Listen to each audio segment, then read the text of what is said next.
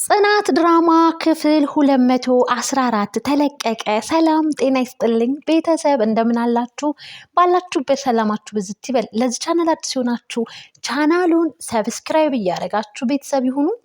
ነባሮች ላይክ እና ሼር በማድረግ አበረታቱኝ ማለት ነው። ጽናት ድራማ በየቀኑ እንግዲህ አዳዲስ ነገሮችን እያየንና እየተመለከትን ነው። በዛሬው ክፍል ጽናትና ኪራ የመረጋጋት ስሜት ላይ ናቸው ማለት ነው። ጽናት እንግዲህ ትንሿን ያው ከቤት ሰራተኝነት አስወጥታታለች ማለት ነው። ያለ ምንም ርህራሄ አስወጥታታለች።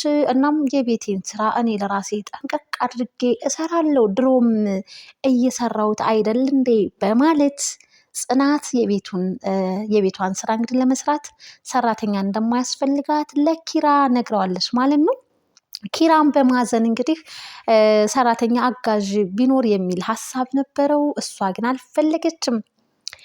በሌላ በኩል ክብሮም እንግዲህ መጥቷል ማለት ነው። ከረጅም ጊዜ በኋላ ክብሮም መጥቶ ፍቅሬን ሰኒን አበላሽቼ የሄድኩትን ፍቅሬን ማስተካከል አለብኝ በማለት ክንፍ ጥድፍ ብሎ እንግዲህ እጅጉን በጣም ሰኒን ለማየት ጓጉቶ ነበረ ማለት ነው።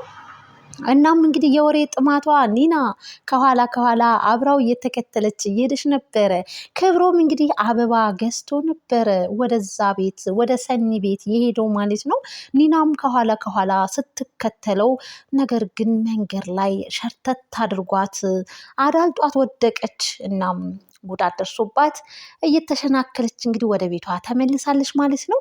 ክብሮም ጉዞውን ቀጥሏል። ሰኒ ቤት ደረሰ። በሌላ በኩል ጆከር በጣም በሚያሳዝን ሁኔታ እንግዲህ ሰኒን በቃ ልታሰር ይችላሉ፣ እሷም እኮ ልትታሰር ትችላለች፣ ላልቀጥል አብሬያት ህይወቷን መነካካት አልፈልግም እያለ ከራሱ ጋር ረጅም ጊዜ ሲከራከር ከቆየ በኋላ ወደፊት የሚፈጠረውን ነገር ለወደፊት እንትወውና አሁን ላይ ያለንበትን ህይወት መኖር አለብን፣ ሰኒን ላስደስታት ይገባል በማለት ጆከር እንግዲህ ለሰኒ አበባ ገዝቶ ተንበርክኮ እንግዲህ እንደምትወደውና ፍቅሩን እንደምትቀበል ሲጠይቃትም ነበረ። እንደው አንዳንድ አጋጣሚዎችም ያሳብቃሉና ክብሮምም እንግዲህ ሰኒን ፍቅሩን ህይወቱን ለማግኘት በናፈቀው ልቡ እየከነፈ ሲሄድ ጆከር ተንበርክኮ እንግዲህ ሰኒን እወድሻለሁ፣ አፈቅርሻለሁ፣ ታፈቅሪኛለሽ፣ ተወጅኛለሽ ወይ ብሎ እየጠየቃት ነበረ የተከሰተው ማለት ነው። በጣም ደነገጠች። ከደነገጠች በኋላ ከረጅም ጊዜ በኋላ ክብሮም መጣህ በማለትም ተደናገጡ። እጅጉን በጣም ደነገጠ ጆከርም ማለት ነው። ክቡ ብሎ ነው የደነገጠው። ሁሉም ተፋጠጡ እና በጣም እንደናፈቀ ክብሮም ነገራት። እሷም በጣም እኮ ነው የሚናፈኩት፣ ታዲያ ከናፈቅሽኝማ ነይና ቅረቢና እቅፍ አድርጊኝ እንጂ በማለትም ጠየቃት ማለት ነው። እሷም ላው ላይ ጥምጥም ብላ ስታዩ ማየቷም እጅጉን በጣም አላምን እስክትል ድረስ ነበረ። ከዛ በኋላ ግን ቁስሏ ተነሳባት። ምክንያቱም ክብሮም ሲሄድ ወደ ውጭ አልነገራትም ነበረ። በእህቷ ምክንያት እንግዲህ ራኬብን አስመልክቶ በጣም የሚያስቀና ፍቅር ነበራቸው። ነገር ግን ራኬብ እንግዲህ ከራሷ የህይወት ተሞክሯ የተነሳ እኔ ላይ የተከሰተው ነገር እህቴ ላይ መፈጠር መከሰትም የለበትም በማለት ለአዳም ዘር ሁሉ ጥላቻ ነበራት ማለት ነው። እናም ያ የሚያስቀና ፍቅራቸውን ብልሽት ሽታ አድርጋባቸው ነበር ማለት ነው። እንግዲህ የሰኒና የክብሮም መለያየት ዋና ምክንያቷ እህቷ ነበረች። እጅጉን በጣም እንግዲህ ሰኒ ያንን ወደኋላ አስታወሰችና እንዴት ጥሎኝ ይሄዳል፣ እንዲሁም ደግሞ ሳይነግረኝ በማለትም በጣም ተናዳ ነበር። ከእህቷ ጋር ተጣልታ ሻንጣዋን ሸክፋ ወደ እነሱ ቤት ነው ወደነ ክብሮም ቤት ነበር የሄደችው። ክብሮምን የለም እኮ ሄዷል ስትባል ደግሞ ፌንት በልታ ለብዙ ጊዜ ታማ ከእህቷም ጋር ተጣልታ እጅጉን በጣም የሚያሳዝን የህይወት ታሪክ ነበራቸውና ያ ትዝ አላትና አበደሽ በጣም ላይክም ሆነ አጠገቤ ልትደርስ አይገባም በማለት በጣም ተናደደችበት። ያቀፈችውን በኃይል ገፈተረችው ማለት ነው።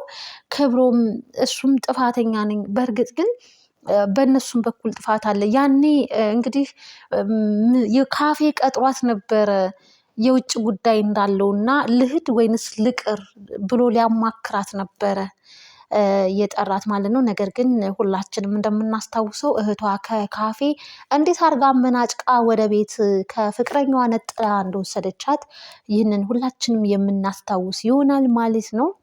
ክብሮምም እንግዲህ በጣም ተናዶ ያው ሊያማክራት ከሷ ሀሳብ መውሰድ የፈለገው ሰው ያለኝ አማራጭ መሄድ ነው ይልና ያው ፍላይቱ ምሽት ነበር። ያው ጉዞውን አድርጓል። ሰኒም መሄዱን ስትሰማ በጣም ተናዳ ነበር ማለት ነው። ያው ከረጅም ጊዜ በኋላ ደግሞ አሁን ላይ መጥቶ እንግዲህ ፍቅሬን አስተካክላለሁ ሲል ሁሉም ነገር ከጆከር ጋር ያላት ግንኙነት እውነታ ባይሆንም ለሁሉም የተደበቀ ቢሆንም እህትየዋን በጣም ተቀይማታለች ማለት ነው። ቅዱስ ቤትም ሄዳ ለማረፍና ለመረጋጋት ስትል የቅዱስ አክስት እንግዲህ ሰው አትወድም እና በጣም መጥፎ ባህሪ ነው ያላት። ራኬብም እኔም ድሮ እንደዚህ ነበርኩኝ ግን በጣም ጥሩ ነገር እያደረግሽ አይደለም ብላ እንግዲህ መደባደብም ደርሰዋል። ተደባድበው ነው ከዛም የወጡት።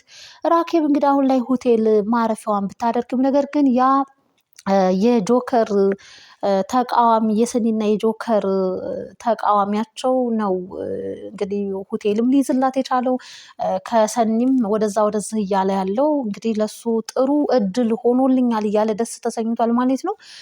ክብሮም መጥቷል። መጨረሻቸው ምን ይሆን? በጣም ያሳዝናል።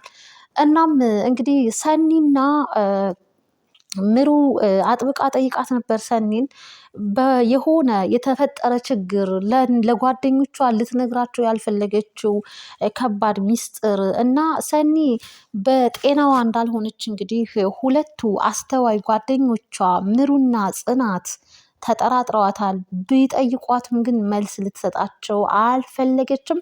ከነገሩና ከፕሮብሌሙ እየራቀች ነው ያለችው እና እንግዲህ ያ ስፒድ እንዴት እንደሞተ ማንም ሰው የሚያውቅ ታሪክ የለም። የነኪራ ወንድምም ነው። እሱን ማንም ሰው ጠንቅቆ አያውቅም ማለት ነው።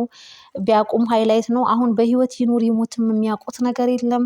ግን መዘዙን ያመጣባት እንግዲህ ለነሱ ቤት ካርታና ፕላን ብላ እንደሆነ ሰኒ ይህንን ሚስጥር ደብቃለች፣ አልነገረቻቸውም ማለት ነው። ኒና ጋ ትልቅ ሚስጥር እንዳለ ጽናትም ተጠራጥራለች። እናም እስከዛሬ ኒና አልነገረቻችሁም እንዴ በማለትም እንግዲህ ሰኒ ተናግራለች ማለት ነው። ኒናም አልተናገረችም ለራሷ ደህንነት ለራሷ ኑሮ ስትል ማለት ነው። ነገር ግን ስፒድ በህይወት አለመኖሩን አታውቅም ማለት ነው። እናም አሁን ላይ ለሰኒ ትልቅ መዘዝና ጦስ ይዞባት የመጣው ከስፒድ ጋር መጣላቷ ካርታና ፕላኑን አልሰጥም ማለቷ ነበር። ያው አልሞት ባይ ተጋዳይ እሷን ለመግደል እሷን ሲያሰቃዩትም ነበረ። እንግዲህ የራሱ አብሮ አደግ ጓደኛው ጆከር ነው የሰኒን እንግልትና ስቃይ እንዲሁም ደግሞ ከጆከር አሳልፎ ለሌላ ሰው ሊሰጣት ሲል ነው ጆከር ሀሳቡን ቀይሮ ስፒድን እንግዲህ ህይወቱን ይሞታል ሳይል ያው ህይወቱ እንዲቀጠፍ ሆኗል ማለት ነው። አሁን ላይ እንግዲህ እጅጉን በጣም በስፒድ በኩል ያሉ ጓደኞቹ እንዲሁም ደግሞ ስፒድ በህይወት መቀጠፉን በነ ጆከር እና በሰኒ ምክንያት መሆኑን የሚያውቁ ጓደኞች ናቸው እንግዲህ በስተጀርባ ሆነው ሰኒን እና ጆከርን ሰላማቸውን ንስት መቆም መቀመጫ አሳጥተዋቸው ይገኛሉ። እንግዲህ በቤትም ያው ሰው ተልኮባቸው የሚያሰቃያቸው ሰው አለ ማለት ነው። መጨረሻቸው ምን ይሆን? ይህንን እውነታ እንግዲህ ለራሷ ድብቃ ማንም አያውቅም ማለት ነው።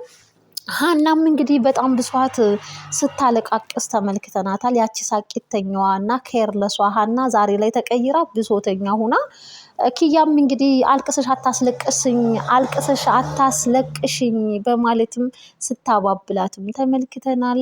አድማጭ ተመልካች ውድ ቤተሰብ ጽናት ድራማ እንግዲህ ጥሩ ነው።